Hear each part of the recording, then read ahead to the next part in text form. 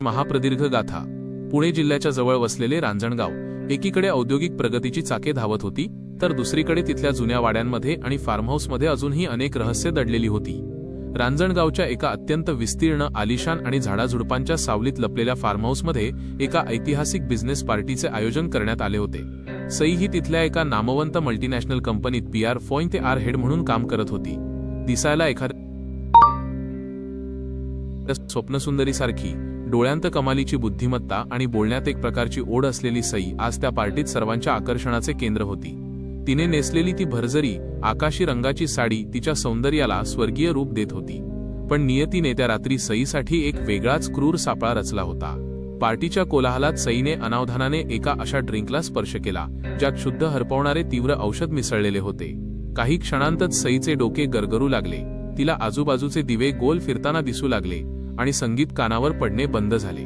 स्वतःला सावरण्याच्या प्रयत्नात ती गडबडीने जवळच्या एका निर्जन कॉरिडॉरमधील खोलीत शिरली, जिथे अंधार दाटलेला होता आणि फक्त एक मेणबत्ती लुकलुकत होती। त्या खोलीत आधीच एक रुबाबदार, रागीट आणि अत्यंत रहस्यमयी व्यक्तिमत्वाचा धनी विराज मल्होत्रा शांतपणे बसलेला होता। विराज हा केवळ एक बिझनेस टायकून नव्हता, तर रांजणगावच्या त्या भागात त्याचे स्वतःचे एक अघोषित साम्राज्य होते।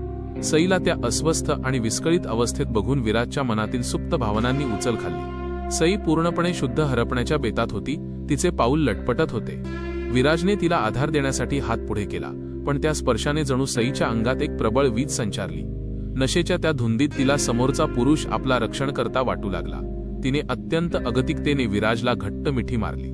विराजने सुरुवातीला स्वतःवर ताबा मिळवण्याचा प्रयत्न केला, पण सईचे ते मादक रूप, तिच्या श्वासांची उष्णता आणि तिच्या शरीराचा तो मोहक सुगंध विराजच्या वर्षांच्या संयमावर मात करत होता। विराजने तिला हलकेच उचलले आणि मखमली बेडवर निजवले। बाहेर पावसाचा जोर प्रचंड वाढला होता, विजांच्या कडकडाटाने रांजणगावचा आसमंत थरथरत होता। विराजने अत्यंत सावकाशपणे सईच्या साडीचा पदर खांद्यावरून खाली सरकवला। मेणबत्तीच्या त्या मंद प्रकाशात सईचे ते विवस्त्र, रसरशीत आणि सोन्यासारखे चकाकणारे शरीर एखाद्या जिवंत देवांगनेसारखे उजळून निघाले। विराजचे नियंत्रण पूर्णपणे सुटले। त्याने त्या रात्री सईच्या शरीराच्या प्रत्येक कणाकणाचा मागोवा आपल्या पाशवी आणि उत्कट स्पर्शाने घेतला। ती रात्र केवळ एक शारीरिक मिलन नव्हती, तर तो दोन आत्म्यांचा असा एक सोहळा होता, ज्याने दोघांचेही नशीब कायमचे बदलणार होते। विराजने तिच्या मानेवर, तिच्या कोमल खांद्यांवर आपल्या मालकीच्या आणि सुडाच्या खुणा उमटवल्या, तर सई त्या सुखाच्या आणि वेदनेच्या एका अनोख्या धुंदीत स्वतःला पूर्णपणे विलीन करत होती।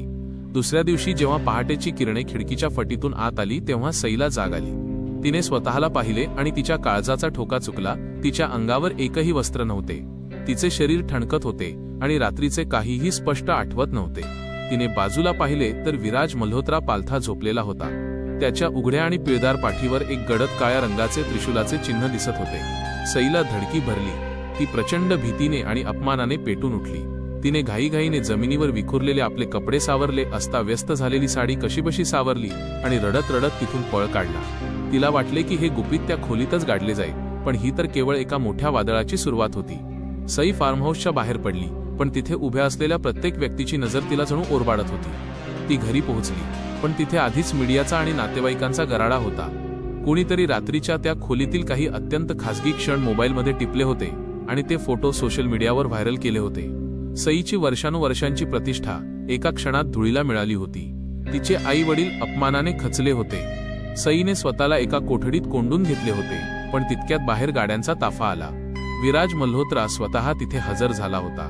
त्याने मीडियासमोर सईचा हात पकडला आणि जाहीर केले, सई माझी पत्नी आहे, आम्ही गुपचूप लग्न केले आहे आणि काल रात्री जे काही घडले ते पती पत्नीमधील वैयक्तिक क्षण होते। सई सुन्न झाली।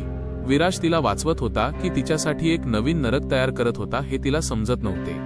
विराज सईला आपल्या विस्तीर्ण महालात घेऊन आला। तिथे गेल्यावर सईला धक्कादायक वास्तव समजले। विराजच्या या कृतीमागे प्रेम नव्हते, तर एक भीषण सूड होता। सईचे वडील, जे कधीकाळी एका मोठ्या बँकेचे अधिकारी होते, त्यांच्या एका कथित स्वाक्षरीमुळे विराजच्या वडिलांवर कर्जाचा डोंगर झाला होता आणि त्यांनी आत्महत्या केली होती।